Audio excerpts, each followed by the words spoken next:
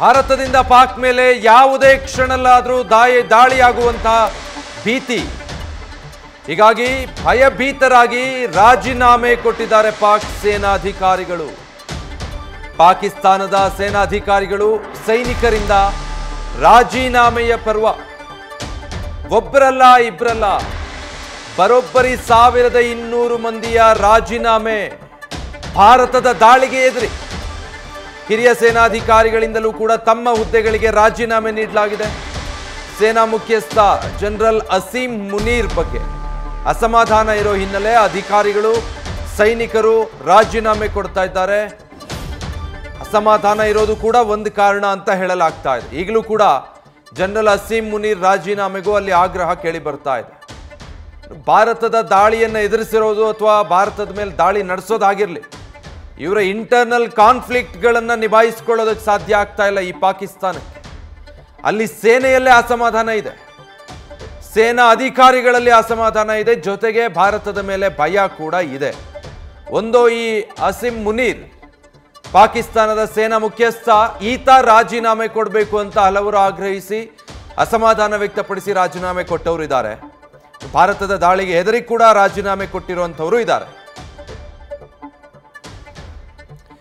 Details ಕೊಡ್ತಾರೆ Chandramohan, live ನಲ್ಲಿ join ಆಗ್ತಾ ಇದ್ದಾರೆ. ಚಂದ್ರಮೋಹನ್, ಒಂದು ಕಡೆ ಪಾಕಿಸ್ತಾನದ ಕೆಲ ಸಚಿವರುಗಳು ನೋಡಿದ್ರೆ ಪಾಕಿಸ್ತಾನ ಯುದ್ಧಕ್ಕೆ ಸಿದ್ಧ, ನಮ್ಮ ಹತ್ರ ನ್ಯೂಕ್ಲಿಯರ್ ವೆಪನ್ ಇದೆ ಅನ್ನೋ ಮಾತುಗಳನ್ನ ಪುಂಖಾನುಪುಂಖವಾಗಿ ಆಡ್ತಾರೆ.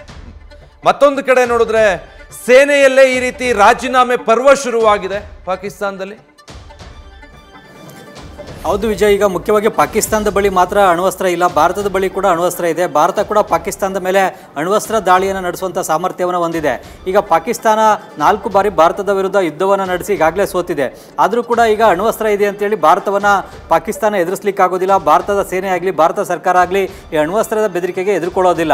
ಈಗ ಮುಖ್ಯವಾಗಿ ಸುಮ್ಮನೆ ತೋರಿಕೆಗಾಗಿ ಪಾಕಿಸ್ತಾನದ ಜನರ ನಮ್ಮ ಹತ್ರನೂ ಕೂಡ ಶಸ್ತ್ರಾಸ್ತ್ರಗಳಿವೆ ಅನ್ನೋದನ್ನು ಹೇಳ್ಕೊಳ್ಳಿಕ್ಕೋಸ್ಕರನೇ ಪಾಕಿಸ್ತಾನ ಈಗ ಅಣ್ವಸ್ತ್ರದ ಮಾತುಗಳನ್ನು ಆಡ್ತಾ ಇದೆ. ಆದ್ರೆ ಈಗ ಪಾಕಿಸ್ತಾನ ಅಣ್ವಸ್ತ್ರವನ್ನು ಬಳಸಿದ್ರು ಕೂಡ ಅದನ್ನು ತಡೆಯುವಂಥ ಶಕ್ತಿ ಸಾಮರ್ಥ್ಯ ಭಾರತೀಯ ವಾಯುಪಡೆಗೂ ಕೂಡ ಇದೆ. ಭಾರತದ ಸೇನೆ ಕೂಡ ಅದನ್ನು ಹಿಮ್ಮೆಟ್ಟಿಸ್ತಕ್ಕಂಥ ಶಕ್ತಿ ಸಾಮರ್ಥ್ಯವನ್ನು ಹೊಂದಿದೆ. ಈಗ ಪಾಕಿಸ್ತಾನ ಅಣ್ವಸ್ತ್ರವನ್ನು ಬಳಸಿದ್ರೆ ಭಾರತವು ಕೂಡ ಅಣ್ವಸ್ತ್ರವನ್ನು ಪಾಕಿಸ್ತಾನದ ವಿರುದ್ಧ ಬಳಸುವಂತಹ ಎಲ್ಲ ಹಕ್ಕು ಅಧಿಕಾರವನ್ನು ಕೂಡ ಹೊಂದಿದೆ. ಭಾರತಕ್ಕೂ ಕೂಡ ತನ್ನನ್ನು ತಾನು ರಕ್ಷಣೆಯನ್ನು ಮಾಡ್ಕೊಳ್ತಕ್ಕಂತಹ ಎಲ್ಲ ಹಕ್ಕು ಅಧಿಕಾರ ಕೂಡ ಇದೆ. ಇದನ್ನು ಯಾವುದೇ ದೇಶ ಆಗಲಿ ವಿಶ್ವಸಂಸ್ಥೆ ಆಗಲಿ ಯಾರು ಕೂಡ ತಡೆಯಲಿಕ್ಕಾಗೋದಿಲ್ಲ. ಈಗ ಮುಖ್ಯವಾಗಿ ಪಾಕಿಸ್ತಾನದ ಸೇನೆಯಲ್ಲೂ ಕೂಡ ಪಾಕಿಸ್ತಾನದ ಸೇನಾ ಮುಖ್ಯಸ್ಥ ಆಸಿಮ್ ಮುನೀರ್ ವಿರುದ್ಧವೇ ಈಗ ದೊಡ್ಡ ಮಟ್ಟದ ಆಕ್ರೋಶ ಸ್ಫೋಟಗೊಂಡಿದೆ. ಮುಖ್ಯವಾಗಿ ಆಸಿಮ್ ಮುನೀರ್ ನಡೆ ವರ್ತನೆ ಮತ್ತು ಅವರ ಧೋರಣೆಗೆ ಈಗ ತೀವ್ರವಾದಂಥ ಆಕ್ರೋಶವನ್ನು ಪಾಕಿಸ್ತಾನದ ಸೇನೆಯ ಉನ್ನತಾಧಿಕಾರಿಗಳು ಸೈನಿಕರು ವ್ಯಕ್ತಪಡಿಸ್ತಾ ಇದ್ದಾರೆ. ಈ ಆಸಿಮ್ ಮುನೀರ್ ಅವರು ಸೇನಾ ಮುಖ್ಯಸ್ಥರಾದ ಬಳಿಕ ಪಾಕಿಸ್ತಾನದ ಸೇನೆಯಲ್ಲಿ ಅಸಮಾಧಾನ ಈಗ ಸ್ಫೋಟಗೊಳ್ತಾ ಇದೆ. ಮುಖ್ಯವಾಗಿ ಆಸಿಮ್ ಮುನೀರ್ ಸೇನಾ ಮುಖ್ಯಸ್ಥರಾದ ಬಳಿಕ ನೆರೆಹೊರೆಯ ದೇಶಗಳೊಂದಿಗೆ ಪಾಕಿಸ್ತಾನದ ಸಂಬಂಧ ಹಾಳಾಗಿದೆ. ಜೊತೆಗೆ ಅವರು ತೀವ್ರವಾದಂಥ ಭ್ರಷ್ಟಾಚಾರದಲ್ಲೂ ಕೂಡ ತೊಡಗಿದ್ದಾರೆ ಅನ್ನೋ ಒಂದು ಆಕ್ರೋಶವನ್ನು ಪಾಕಿಸ್ತಾನದ ಸೇನಾಧಿಕಾರಿಗಳು ವ್ಯಕ್ತಪಡಿಸ್ತಾ ಇದ್ದಾರೆ. ಈಗ ಮುಖ್ಯವಾಗಿ ಪಹಲ್ಗಾಮ್ನ ದಾಳಿಯ ಬಳಿಕವೂ ಕೂಡ ಈ ಆಕ್ರೋಶ ಮತ್ತಷ್ಟು ಹೆಚ್ಚಾಗ್ತಾ ಇದೆ.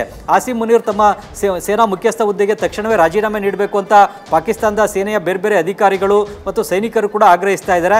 ಈಗ ಏಪ್ರಿಲ್ ತಿಂಗಳಲ್ಲೇ 1200 ಮಂದಿ ಪಾಕಿಸ್ತಾನದ ಸೇನಾಧಿಕಾರಿಗಳು ಮತ್ತು ಸೈನಿಕರು ತಮ್ಮ ಹುದ್ದೆಗಳಿಗೆ ರಾಜೀನಾಮೆ ಕೊಟ್ಟಿದ್ದಾರೆ. ಆಸಿಮ್ ಮುನೀರ್ ನಡೆ ವರ್ತನೆ ಮತ್ತು ಧೋರಣೆಗಿಂದ ಆಕ್ರೋಶಗೊಂಡೇ ಈ ರಾಜೀನಾಮೆಯನ್ನು ಸಲ್ಲಿಸಿದ್ದಾರೆ. ಆಸಿಮ್ ಮುನೀರ್ ತಕ್ಷಣವೇ ಸೇನಾ ಮುಖ್ಯಸ್ಥ ಹುದ್ದೆಗೆ ರಾಜೀನಾಮೆ ನೀಡಬೇಕು, ಸೇನೆಯನ್ನು ಮುನ್ನಡೆಸಲಿಕ್ಕೆ ಒಂದು ಸೇನಾಧಿಕಾರಿಗಳ ತಂಡವನ್ನು ರಚನೆ ಮಾಡಬೇಕು, ಈ ತಂಡವೇ ಸೇನೆಯನ್ನು ಮುನ್ನಡೆಸಬೇಕು ಅಂತೇಳಿ ಈಗ ಆಗ್ರಹಿಸ್ತಾ ಇದ್ದಾರೆ.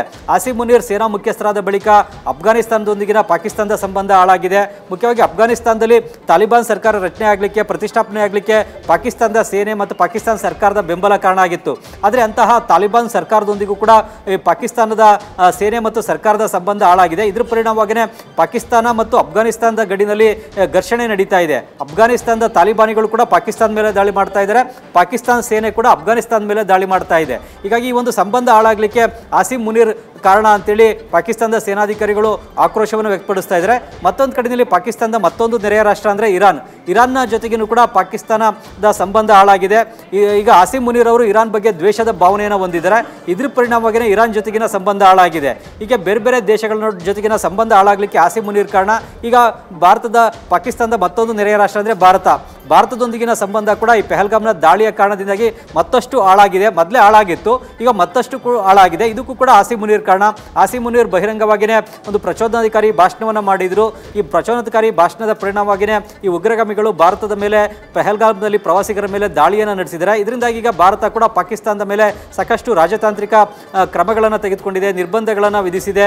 ಈ ಇಂಡಸ್ ನದಿ ನೀರು ಹಂಚಿಕೆ ಒಪ್ಪಂದವನ್ನೇ ಅಮಾನತ್ನಲ್ಲಿಟ್ಟಿದೆ. ಇದರಿಂದಾಗಿ ಈಗ ಪಾಕಿಸ್ತಾನಕ್ಕೆ ಸಂಕಷ್ಟ ಎದುರಾಗಿದೆ.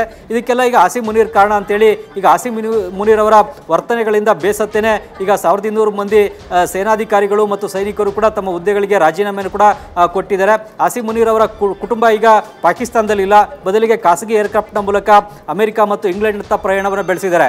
ಎಲ್ಲಿ ಪಾಕಿಸ್ತಾನದ ಮೇಲೆ ಭಾರತ ದಾಳಿ ನಡೆಸುತ್ತೋ ಆಗ ಅಂಥ ಸಂದರ್ಭದಲ್ಲಿ ತಮ್ಮ ಕುಟುಂಬದ ರಕ್ಷಣೆಗೆ ಧಕ್ಕೆ ಬರ್ಬೋದು ಅನ್ನೋ ಕಾರಣಕ್ಕಾಗಿ ಮೊದಲಿಗೆ ತನ್ನ ಕುಟುಂಬವನ್ನು ರಕ್ಷಣೆ ಮಾಡಿಕೊಳ್ಳಲಿಕ್ಕೆ ಆಸಿಮ್ ಮುನೀರ್ ಮುಂದಾಗಿದ್ದಾರೆ. ಇಡೀ ಪಾಕಿಸ್ತಾನವನ್ನು ನಾನು ರಕ್ಷಣೆ ಮಾಡ್ತೀನಿ ಅಂತೇಳಿ ಆಸಿಮ್ ಮುನೀರ್ ಹೇಳ್ತಾ ಇಲ್ಲ, ಬದಲಿಗೆ ತನ್ನ ಕುಟುಂಬ ಮತ್ತು ತಾನು ಚೆನ್ನಾಗಿರಬೇಕು ಅನ್ನೋ ಕಾರಣಕ್ಕಾಗಿಯೇ ತನ್ನ ಕುಟುಂಬವನ್ನು ಸುರಕ್ಷಿತ ಸ್ಥಳಕ್ಕೆ ಕಳಿಸುವಂಥ ಉದ್ದೇಶದಿಂದ ಅಮೆರಿಕ ಮತ್ತು ಇಂಗ್ಲೆಂಡ್ನತ್ತ ಖಾಸಗಿ ಏರ್ಕ್ರಾಫ್ಟ್ನಲ್ಲಿ ಕಳಿಸಿದ್ದಾರೆ. ಇದೆಲ್ಲವೂ ಕೂಡ ಈಗ ಪಾಕಿಸ್ತಾನದಲ್ಲಿ ತೀವ್ರವಾದಂಥ ಆಕ್ರೋಶಕ್ಕೆ ಆಸಿಮ್ ಮುನೀರ್ ವಿರುದ್ಧ ಕಾರಣ ಆಗಿದೆ. ವಿಜಯ್, ನ್ಯೂಸ್ ಫಸ್ಟ್ ನಿರ್ಭೀತಿಯಿಂದ ನಿಮ್ಮ ಪರವಾಗಿ.